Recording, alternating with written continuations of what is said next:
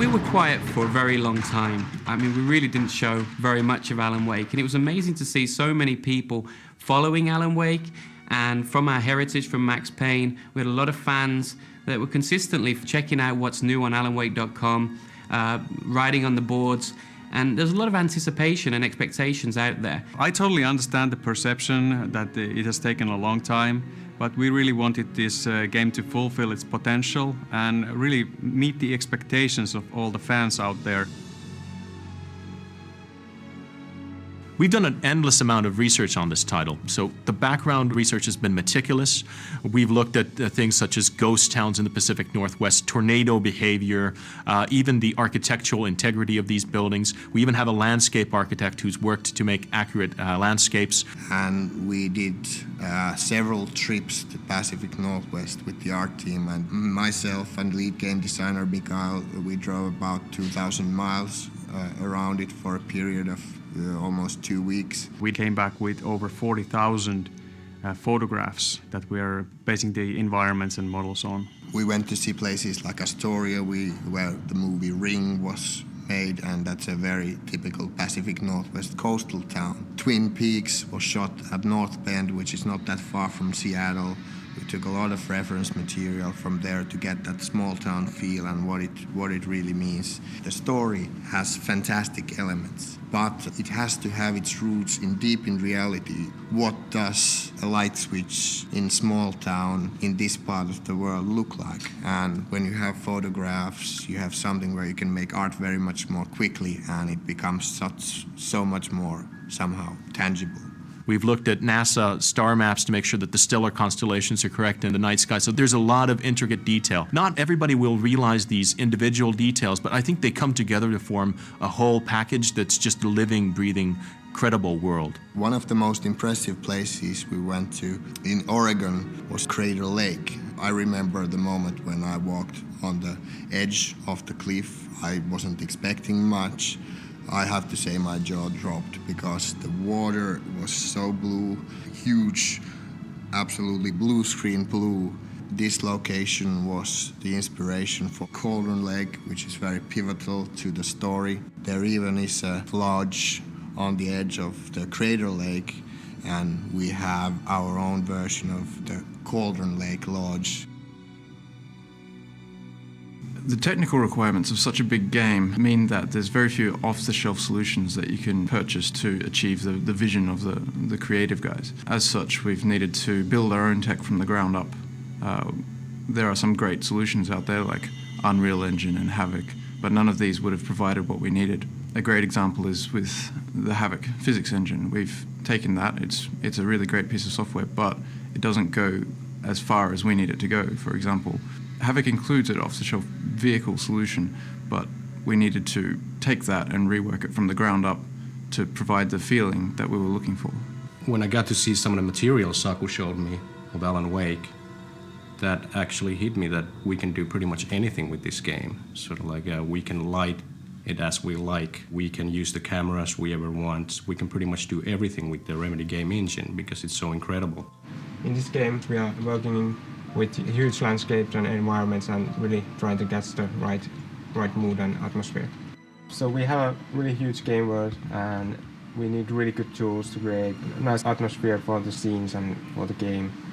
And we have really good simulation parameters to control daytime and time of the night and moonlight to create a good mood. The tool is really powerful and gives us lots of opportunities to polish the levels really high quality. So it's really easy to use and I can do really effective things with our tool. So for example, I want to create a road to the coal mine here. I just select the police. Let's choose the gravel road. Now there's a road that leads to the coal mine. And also that contains all the foliage, more shrubs and haze and everything. Blends them together really nicely.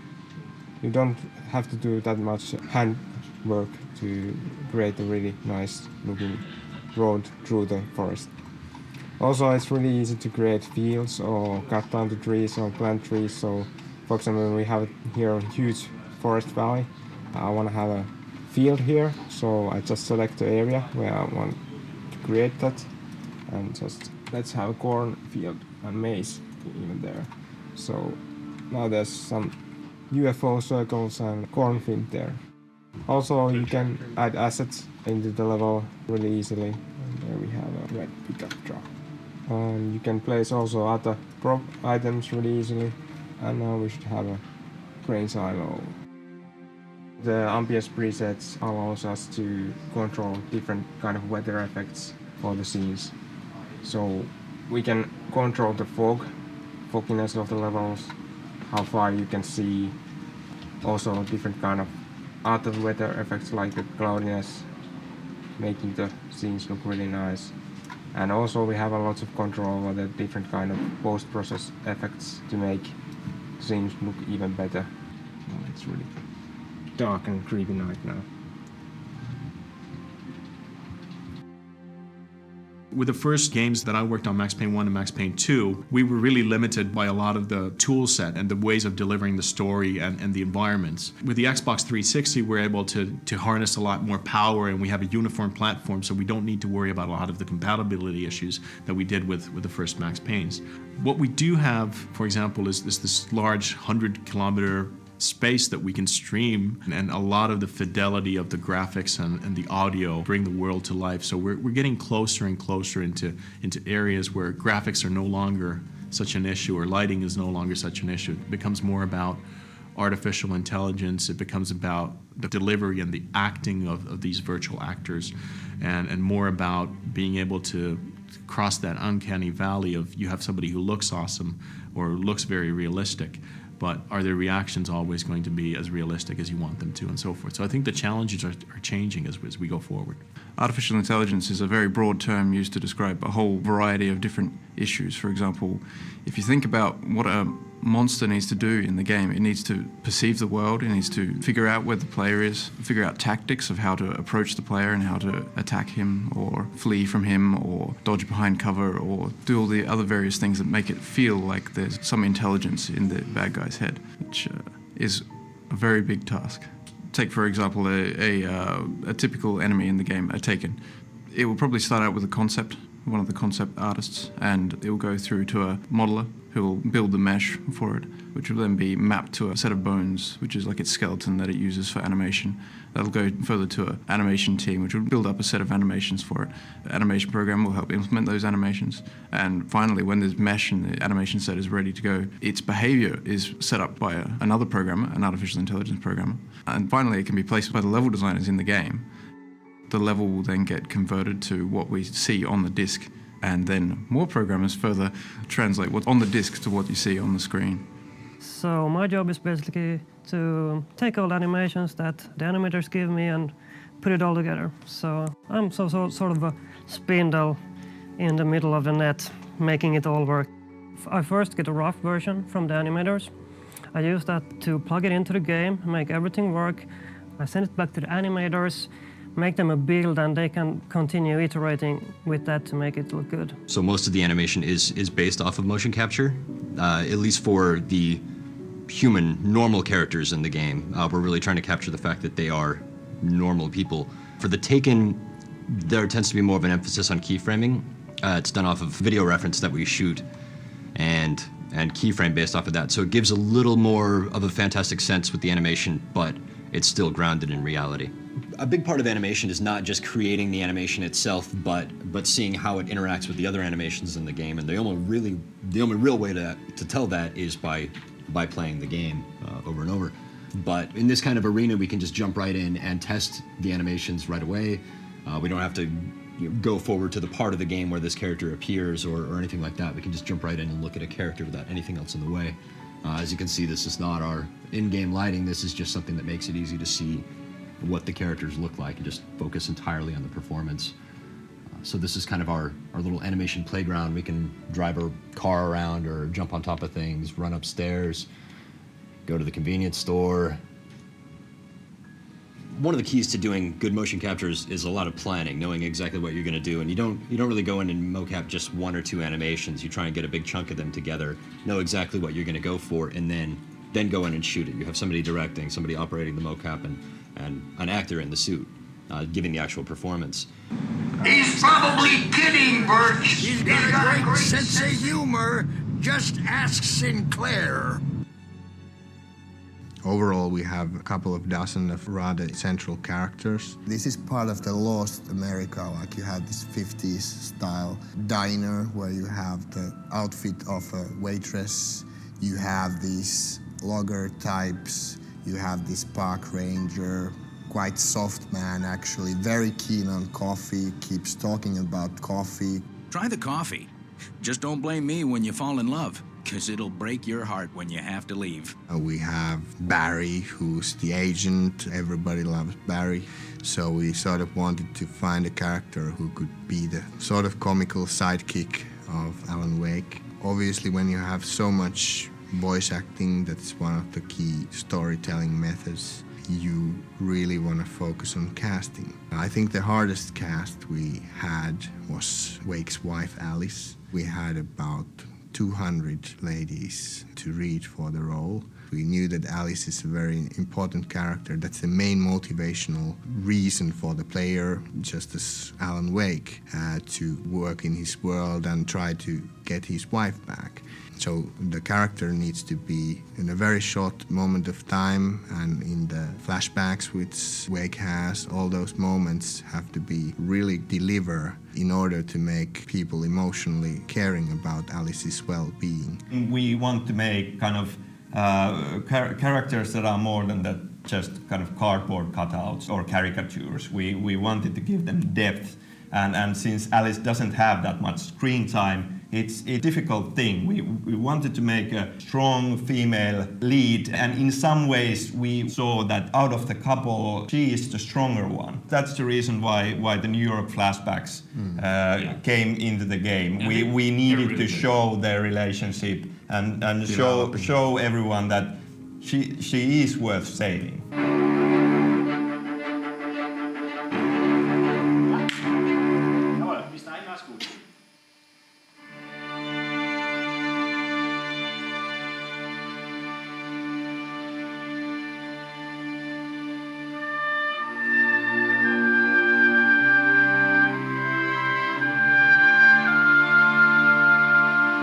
In order to have emotions in music, you really have to know the characters, you really have to feel them. Remedy has made a magnificent job at creating such characters because they have so many features and layers, and they are almost like a, how would I say, polyphonic instrument, because they have not only one color but multiple colors at once. And they are very believable, they are real.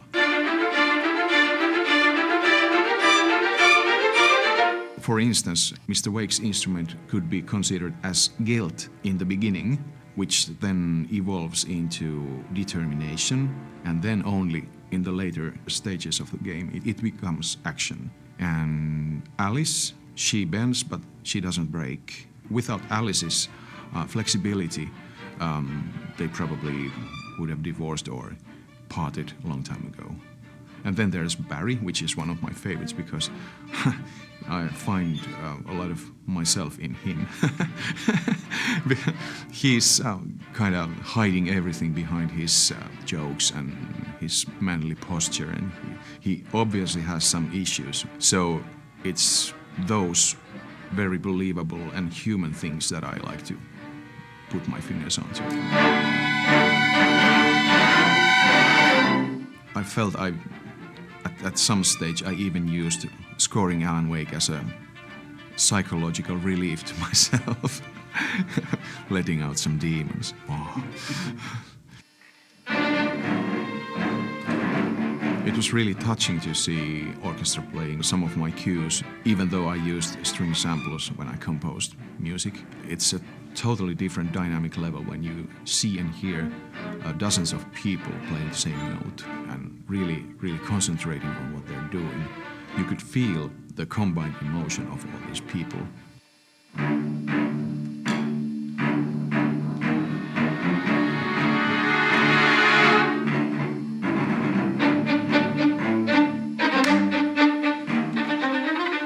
We're using around 1,700 sound effects in the game. We have around 1 hour of cinematic for the in-game cutscenes, and I think we are using up to 1,500 voiceovers. I have to figure out which kind of sound effects we need in the game. If we decide not to make them in-house, I have to make sure that I request them from our outsourcing companies. We're working together with SoundLab, which is the in-house sound department from our publisher, Microsoft Game Studios. And we're working together with Soundalux, which is quite a famous Hollywood studio. For example, they did the latest Star Trek or the latest James Bond. SoundLab did some outdoor recording sessions to provide us with proper source material we could use for sound design. So they sent one of their sound guys to spend a few days in the northwest of North America, in a tent actually, and he recorded some great forest, wind and river sounds, birds, owls, all that stuff that we're using later on to create the ambient tracks for Alan Wake. So the biggest creative challenge was to create a sound for the dark presence. And of course you don't have any idea how this is going to sound like. What came into my mind was to use some really harmless sounds that you never would recognize as being scary, process them and make them sound weird. So what I want to show you now is how I created the bat sound. Bats means bringing enemies to the system. So whenever you get chased by Taken or you get in danger, we fade out the ambient track and we fade in the bat sound. So what I did, I took a baby scream and processed it, and that's how it sounds.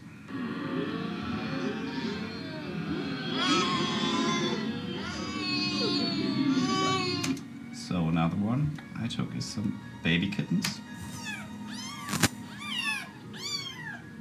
And after processing them, they sound like this.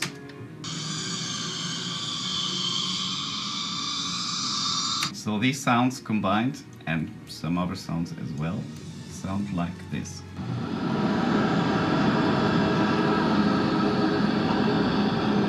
And it sounds like this in-game.